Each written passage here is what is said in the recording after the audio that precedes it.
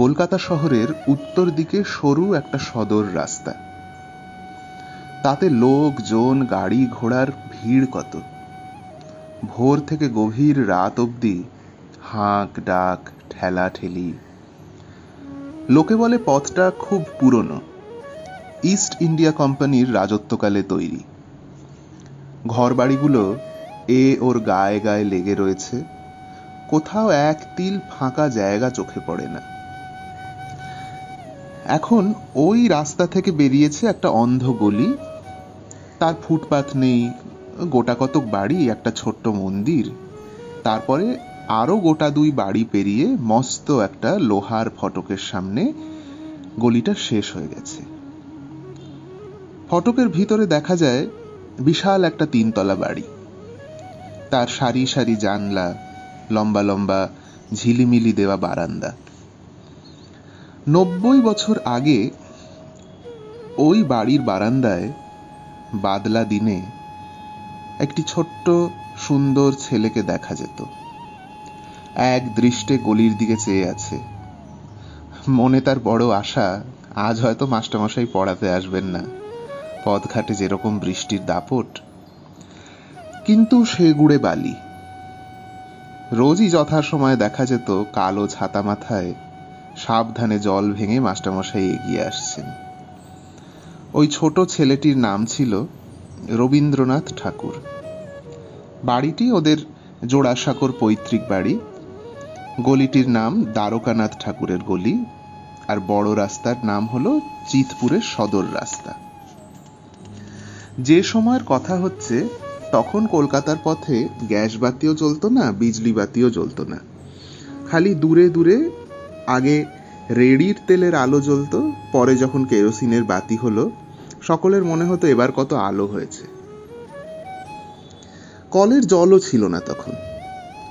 পথের ধারের বাঁধানো নালা দিয়ে জোয়ারের সময় হুড় হুড় করে গঙ্গার জল বেয়ে এসে ঠাকুর বাড়ির পুকুরটিকে ভরিয়ে দিত। তখন মাছগুলোর সে কি আকুলি বিকুলি। তবে ও জল কেউ খেত না। সারা বছরের খাবার জল বেহারারা মাঘ ফাল্গুন মাসে গঙ্গা থেকে বয়ে এনে একতলার অন্ধকার সব ঘরে বড় বড় জ্বালায় ভরে রাখত। ওই ঘুপসি স্যাঁতস্যাঁতে ঘরগুলোর কথা মনে করলেও ছোট্ট রবির বুক ঢিপ ঢিপ করত। তার উপর সারাদিন যে ঝি চাকরদের হেফাজতে থাকতে হতো, তাদের মুখে কত রকম যে ভয়ের গল্প শোনা যেত আর তার লেখাজোখা নেই। রাত হলে উঠোন পেরোতেই ভয় করত। ভারী আশ্চর্য ছিল ওই বাড়িটা। এখানে একটা বড় উঠোন, ওখানে একটা ছোট উঠোন। সেই রকম একটা উঠোনের ধারে কোনো একটা ছোট ঘরে রবি নামে ছেলেটি জন্মেছিল। তারপর থেকে ওই বাড়িতেই তার দিন কেটেছে। তবু গোটা বাড়িটাকে আগাগোড়া তার কখনো দেখা হয়নি, এমন বিরাট বাড়ি। তাছাড়া দেখার অসুবিধাও ছিল বিস্তর। সারা বাড়ি জুড়ে লোকজন গিজগিজ করত। বাড়ির আত্মীয় স্বজনরা তো ছিলেনই, তার উপর চাকর দাসী আমলা দারোয়ান কোচোয়ান পালোয়ান পণ্ডিত শ্যাকরা দর্জি মাস্টারমশাই আর বড়দের বন্ধু বান্ধব সবাই মিলে বাড়িটাকে এমনি জাঁকিয়ে রেখেছিল যে তার মধ্যে একটা পাতলা ছিপছিপে ফর্সা ছোট ছেলের মাথা গলাবার জো ছিল না। ফর্সা ছেলে বললাম বটে, কারণ অমন সুন্দর মানুষ কমই দেখা যায়। তবু ও বাড়ির বেশিরভাগ লোকেরই রং এমন ফর্সা যে রবীন্দ্রনাথের দিদি বলতেন, রবি আমাদের কালো। মস্ত নাম করা পরিবার ওদের। শুধু ধনে মানে নয়, শিক্ষা দীক্ষায়, সমাজ সংস্কারে, দেশ সেবায় ওদের সঙ্গে সে সময়কার কারো তুলনা হয় না। রবীন্দ্রনাথের ঠাকুর দাদাকে লোকে প্রিন্স দ্বারকানাথ ঠাকুর বলে জানত। ধনে মানে শুধু এদেশে কেন, বিলেতেও তার ভারী মর্যাদা ছিল। রাজা রাজড়ার সঙ্গে সমানে মিশতেন, দুহাতে পয়সা খরচ করতেন। ভারী উদার উন্নত মনও ছিল।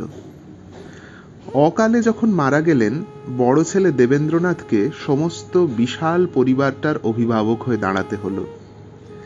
শেষ পর্যন্ত দেখা গেল যে দেনা রয়েছে বিস্তর, নগদ কিছু নেই।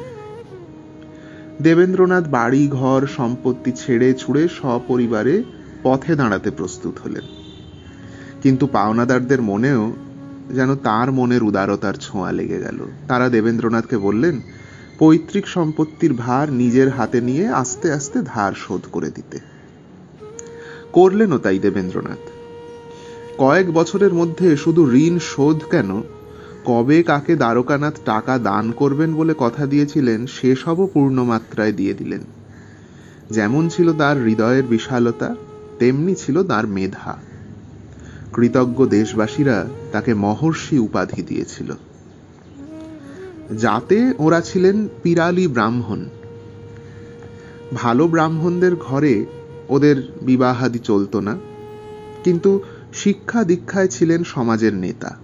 এক কথায় দেবেন্দ্রনাথ ঠাকুরকে আধুনিক বাংলার গুরু বলা যেতে পারে। যে কজন মনীষী সেকালের হিন্দু সমাজের প্রাচীন সংকীর্ণতা ত্যাগ করে আধুনিক শিক্ষার আলোয় উদ্ভাসিত, প্রাচীন আদর্শে অনুপ্রেরিত একটা সুন্দর সুরুচি সম্পন্ন বলিষ্ঠ দেশাত্মবোধের স্বপ্ন দেখতেন, রাজা রামমোহন রায় ছিলেন যাদের নেতা, দেবেন্দ্রনাথ ছিলেন তাদের অগ্রণী। এমনি বাপের ছেলে রবীন্দ্রনাথ। তার বড় আরো 13 জন দাদা দিদি ছিলেন। 1 বছরের ছোট একটি ভাইও হয়েছিল, কিন্তু সে বাঁচেনি। বড় ভাই বোনদের বেশিরভাগের সঙ্গেই বয়সে অনেক তফাৎ। সঙ্গী ছিল তাই সামান্য বড় ভাগ্নে সত্য আর 1 বছরের বড় দাদা সোমেন্দ্রনাথ। তাছাড়া বাড়ির ছোট বড় আরো ছেলে মেয়ে তো ছিলই। বাঁ ধারের বড় বাড়িতে থাকতেন মহর্ষির এক ভাইয়ের পরিবারবর্গ। তারাও নেহাত অল্প সংখ্যক ছিলেন না।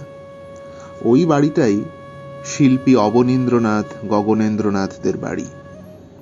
2 বাড়ি মিলে সারা দিন সে যে কি একটা এলাহি কাণ্ড চলত সে ভাবা যায় না।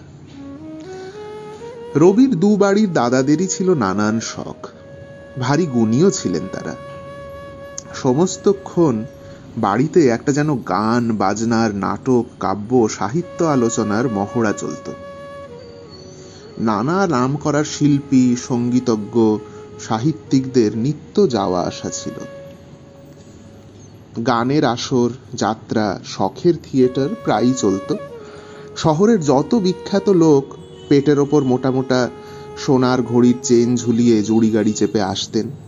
স্বয়ং বাংলাদেশের লাট সাহেব পর্যন্ত এসেছিলেন, এমনি ছিল তাদের সুনাম। নাটক অভিনয় দেখবার জন্য 2 বাড়ির ছেলেপুলেরা উদ্গ্রীব হয়ে থাকত, কিন্তু নিজের চোখে দেখবার বড় একটা সুযোগ হতো না। কারণ তখনকার নিয়ম ছিল ছোট ছেলেরা বড়দের শৌখিন ব্যাপারের বাইরে থাকবে। জানলা দিয়ে বারান্দার রেলিংয়ের ফাঁক দিয়ে উঁকি ঝুঁকি মেরে হাঁ করে তারা লোকের যাওয়া আসা দেখত, আর মাঝে মাঝে বাজনার ক্যাঁ কোঁ আর ক্ষীণ একটুখানি গানের সুর শুনে সন্তুষ্ট থাকতে বাধ্য হতো। 1-2বার খানিকক্ষণের জন্য উপস্থিত থাকার অনুমতি পেলে আহ্লাদে 8খানা হতো।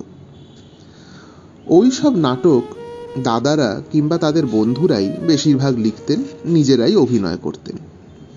নাটক লেখা কেমন করে হয় ছোটবেলা থেকে রবি অনেক দেখেছিল।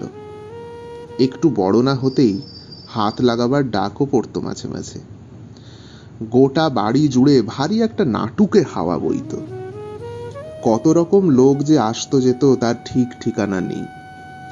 একবার একটা লোক এসে 10 টাকা বাজি ধরে 1 মণ রসগোল্লা খেয়ে পকেটে পয়সা ফেলে দিব্যি চলে গেল।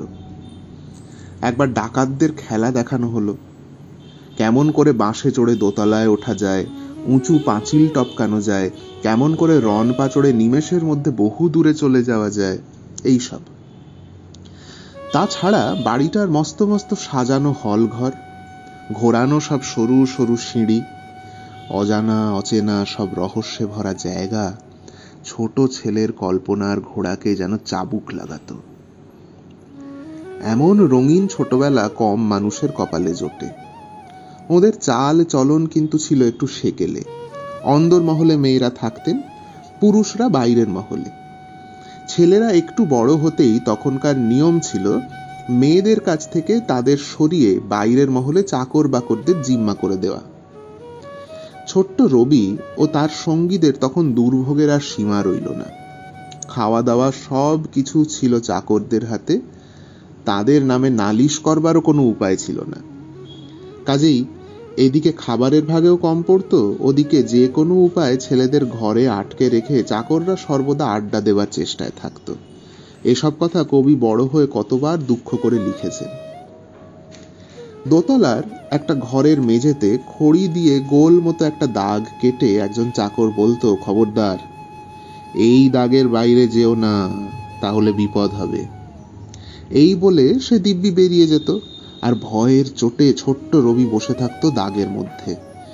গণ্ডির বাইরে গিয়ে সীতার কি বিপদ হয়েছিল সে কথা তার অজানা ছিল না। জানলা দিয়ে তাদের বাড়ির পাশে একটা পুকুরে পাড়ার লোকের স্নান করা দেখে তার কত সময় কেটেছে।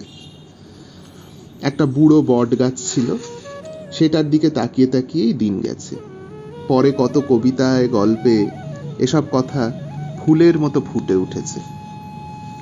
তবে এসব দিনেরও শেষ হলো।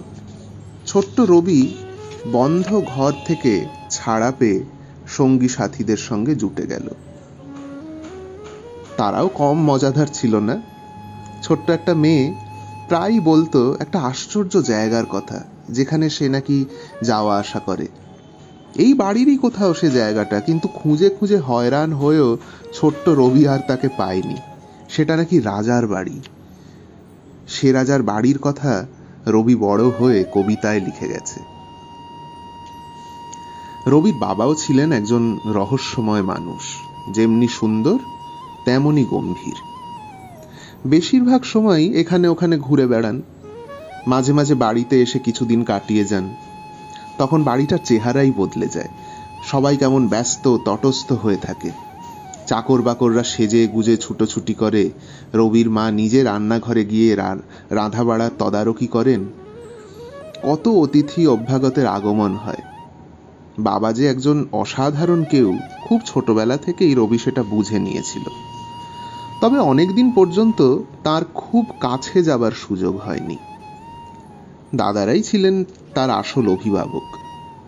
মার কাছে রাতে শুতে যাওয়া বুড়ি এক দিদিমা ছিলেন মার খুড়ি, তার কাছে গল্প শোনা, আর দিনের বেলা মেয়েদের তাস খেলা, গল্প করার আড্ডায় অল্প বিস্তর দৌরাত্ম্য করা, এই করে সময় কাটত।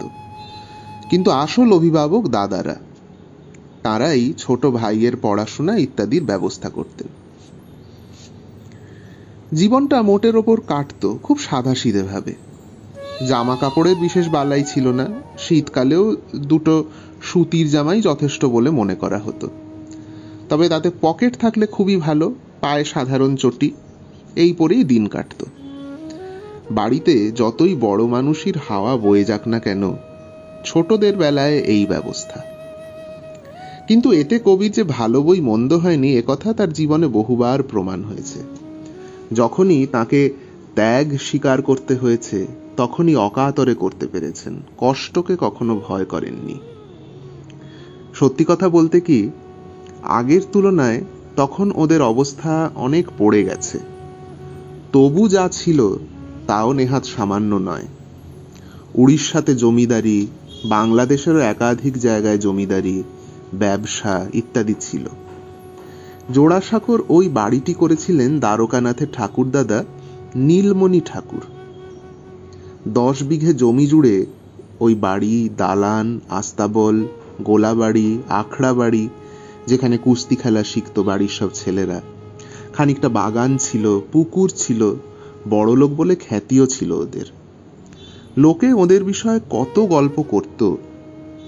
বাংলাদেশে প্রথম যে মেয়েরা শিক্ষিত হলেন, পর্দার বাইরে এলেন, তাদের মধ্যে ছিলেন ওদের বাড়ির মেয়েরাই। ভদ্র সমাজের মেয়েরা কিরকম আচরণ করবেন তার অনেকখানি ওদের বাড়ি থেকে স্থির হয়ে যেত। গোঁড়া হিন্দুরা অবশ্য সেসবের সমর্থন করতেন না। মহর্ষি দেবেন্দ্রনাথ ঠাকুর ব্রাহ্ম ধর্মে দীক্ষা নিয়েছিলেন। ওদের বাড়িটি ছিল আদি ব্রাহ্ম সমাজের প্রাণের কেন্দ্র।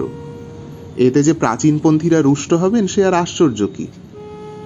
কিন্তু কালের ফেরে দেখা গেল তাদের সেই সব আদর্শগুলোকে শুধু বাংলাদেশ কেন, গোটা ভারতবর্ষই আনন্দের সঙ্গে গ্রহণ করেছে।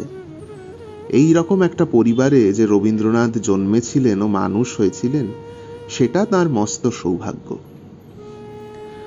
কবিদের মন হয় বড় সূক্ষ্ম, যেখানকার যত প্রভাব সব কিছুর বিষয়ে বড় সচেতন। ছোটবেলাকার এই জীবনযাত্রা, এই পরিবেশ, এই চেনা জানা মানুষগুলো প্রত্যেকে রবীন্দ্রনাথের মনের ওপর যে ছাপ রেখে গেছে, কত না গল্পে, গানে, কাব্যে সেগুলি তিনি পৃথিবীকে দান করে গেছেন। কোনো কিছু একেবারে হারিয়ে যায়নি।